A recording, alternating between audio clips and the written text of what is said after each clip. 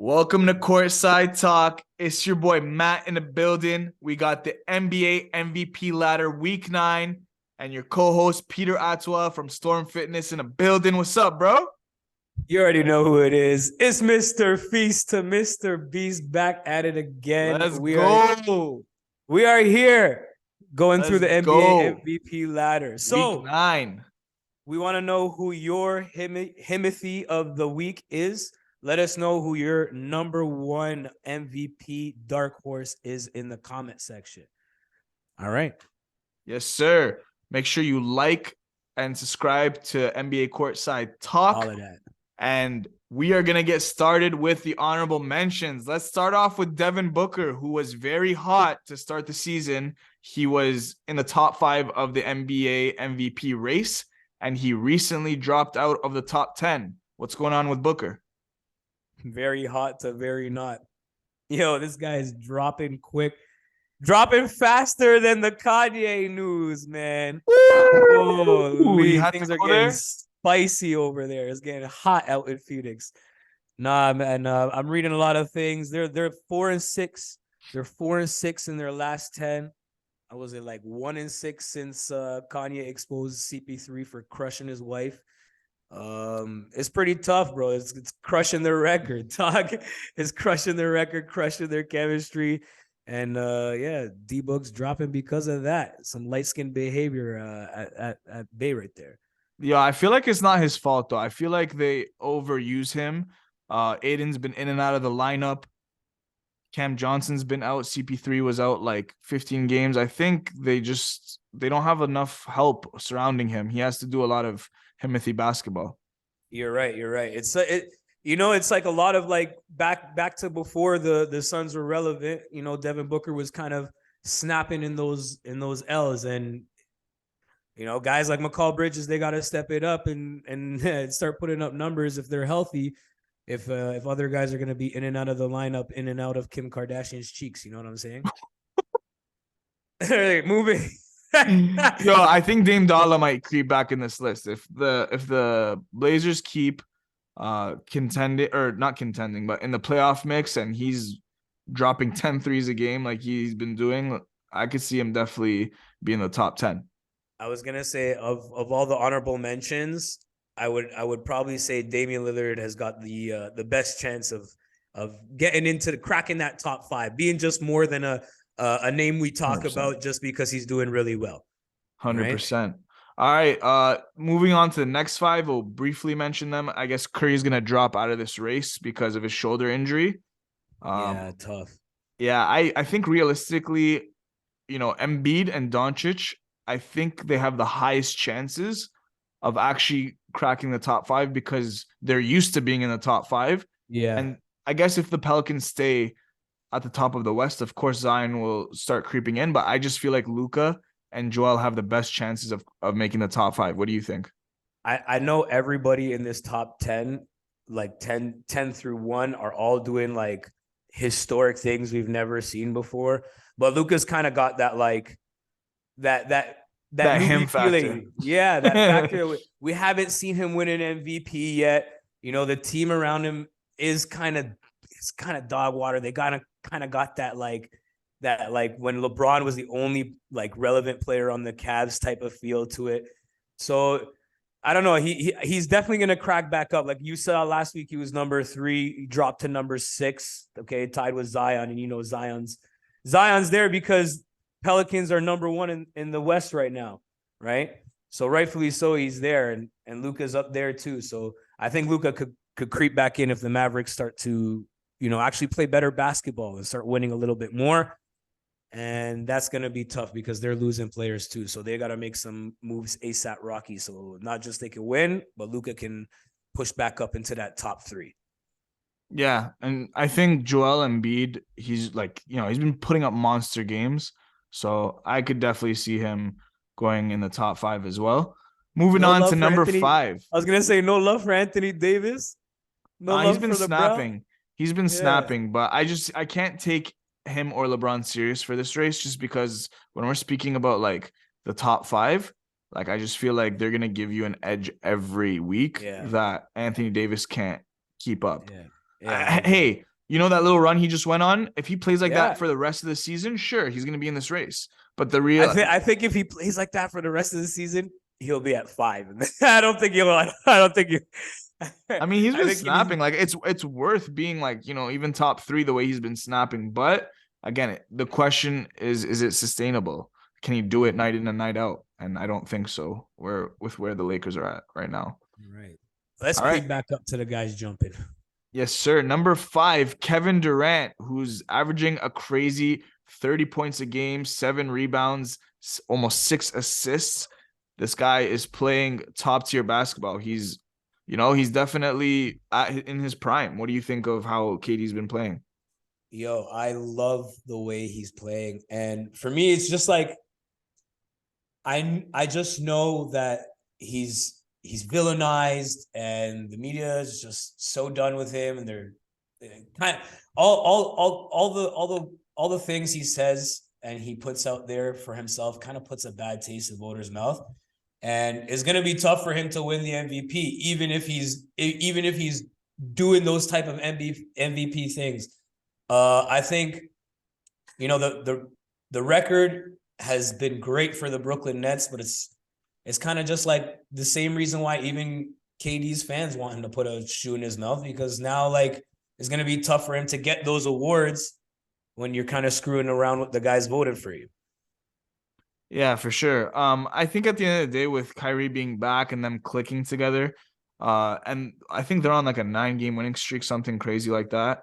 So as long as they keep winning and Kyrie and KD are playing that 50, 40, 90 game that they're used to playing, this team always has a chance. Despite Ben I Simmons mean, playing like a bum. they have a chance to do well, but I don't see Kevin Durant having a legitimate chance at the MVP this year. Really? Okay. 100% Okay. because of the shit he's been talking, because of the disrespect that he's given to his own teammates. And I know he puts up numbers and he puts his money where his mouth is, and he's just that dude. But again, if you can't bite the hands feeding you the awards, you know what I'm saying? That's what it comes down to, and that's I don't think it's about him chatting shit though. I disagree about that. If he nah, man. at He's the got end to of the put day, a this is shoe in his mouth. performance award. This is performance. You could chat all the shit you want. It might affect you when it comes to like the finalists, but like as long as you're playing the best basketball, like you always have a chance. Oh man, you can't be a dickheaded. You can't be a Yes, you dickheaded stuff with can. you. No, I wish You're because kind of then it right. would be legit. It would be a legitimate race, but that's just not the way it works, bro. These guys have feelings. These guys that are voting also have egos.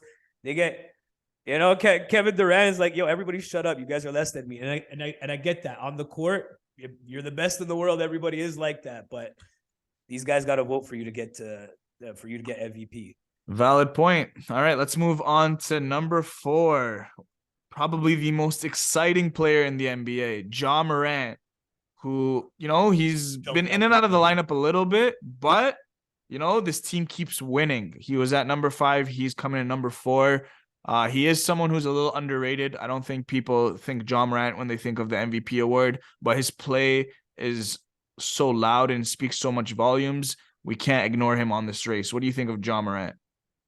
This team is doing amazing with their record, with their wins. They're missing guys every night. Some nights it's Ja Morant. Some nights they're missing Desmond Bane. A lot of the season he's missed this season. And that's their number 2 guy. And he's been their number 2 guy, not just this season before he got injured, but last season as well. Ja Morant gave him that his own MIP award, saying, yo, this is my guy who I feel is most improved, and he's been missing him all season. Jaren Jackson Jr. is back in the lineup, so it's good to see. But again, I feel like Ja Morant's just gonna get that. He's gonna suffer from that in and out of lineup syndrome, where he's gonna have amazing games when he's in, and he's gonna remind us of what he's doing. He's gonna jump from 5 to 4, from 5 to 3 some nights, and then next week's he's gonna drop down to 6. He's gonna drop down to 8 when he misses games. It just happens a lot with him. They smacked the shit out of the Bucks. Yeah, they did, but again, when you miss games, it's tough to get voted for, man. We'll see. Well, hopefully he could stay healthy. Let's move on to number 3. This guy, there's no denying him in this race. You could try to Oh box man, him out as much as you can, and he will stay in this race. Nikola historic, Jokic, the historic, basketball master, averaging historic. 25 points, 10 rebounds, and nine, almost a triple double. One assist away from a triple double. And the Nuggets are back to winning. What do you think of Nikola Jokic's performances lately? And it's winning basketball. He's missing guys as well. He's getting it done with dudes in and out of the lineup. Jamal Murray's finally woken up. It took him a while to get going, and that was kind of why the Nuggets were kind of hovering on that mediocre level at the beginning of the season because And Bones again, Highland is him. was that? Oh yeah, he stepped it up for them too. But again, Nikola Jokic does so much in creating opportunities for his teammates. So guys that are doing so well, stepping back into the lineup, it's easy for them to do well because Nikola Jokic just makes it so easy for them. He might win his third MVP. Only one other dude has done that. Was it Larry Bird? Mr. Larry Bird, yeah. Will be the only other guy to win. I think it was three Michael MVPs. Jordan. Was it Michael Jordan? I don't know. The back to back Let's search it up. to 3 in a row. 3 in a row MVPs would be Larry Bird. Are you sure? Yeah, bro. Okay. I'll take your word for it. Yeah, but Nikola Jokic That's if is he wins. That's if he wins. It might be tough. they're saying Jordan and Shaq are the only three are the only people to win the award 3 consecutive seasons. Wow. So yeah, that would be Regardless, I think Nikola Jokic is it's hard to win 3 times. Especially like when you haven't won. right? And so, he's going on. He can win it, man. Honestly, I think Nikola Jokic will be a finalist, 100% guaranteed. The question is, can he win it and take that extra step over the last, second place and third place? That would be what's in question here. But again, Nikola Jokic is probably going to stay in this race, so definitely keep an eye on his name. My only ordeal and argument against Nikola Jokic would be the fact that he's not a champion yet, and 3 MVPs is championship caliber legacy type awards. So, it's a regular season award. There's a bunch of It's a bunch of people like Steve Nash, Iverson. There's a bunch of like players who won it and didn't really necessarily win championships, but I agree with what you're saying. It definitely it comes with the expectation. It comes with the expectation, 100%. Yeah. Number 2, your guy, Giannis. I honestly expect him to drop a little bit more after getting smacked against Memphis.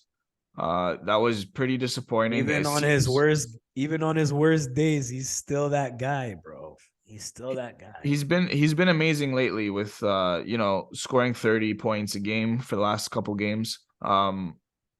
It seems like, I guess, the downfall of Giannis, the conversation that will be negatively affecting him the whole season is, can you lead this team without Chris Middleton?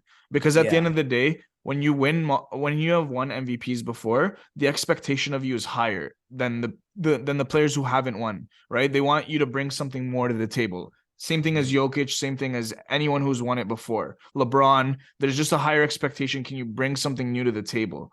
Curry as well, right? So I feel like with Giannis, I feel like they want to see more success even without Middleton in the lineup. Yeah. What do you think? What do you think the negativity is behind Giannis? Again, it's kind of like the same thing with our other guys that are putting up historic numbers, but their teams are a little bit struggling. That's why Giannis has got the edge over them, because he's putting up historic numbers, and even when he is struggling, he still finds a way for his team to get it done and get the dubs. They did have a crazy loss last night, and Middleton was just pooping the bed, and the whole team was kind of pooping the bed. But I think the key for Giannis to go from number 2 to that number 1 level is to figure out how to get it done with Middleton out. You got Drew Holiday doing amazing. You got role players that are stars in their roles doing great. Figure out how to get it done, whether Middleton is in and out of the lineup, and then that'll get you to number 1. That's my only thing for Giannis. I think that's what he's missing, and that's why he's going to hover at number 2. There's no reason for him not to be number 1 outside of that. Yeah, I think it's also about closing games and things of that nature. Like the Bucks have lost 2 of their last 3, even though they stay on top of the East. So yeah, I guess it's about closing games, kind of like you mentioned previously. And all right, number 1, he is playing the most him basketball in the entire league. He's him. There's no dispute that this is the best player in the league right now. It's You Jayson might be Tatum at number you, 1. but This is a player who him. he is a superstar, but when it comes to this award, he was never taken seriously as a finalist.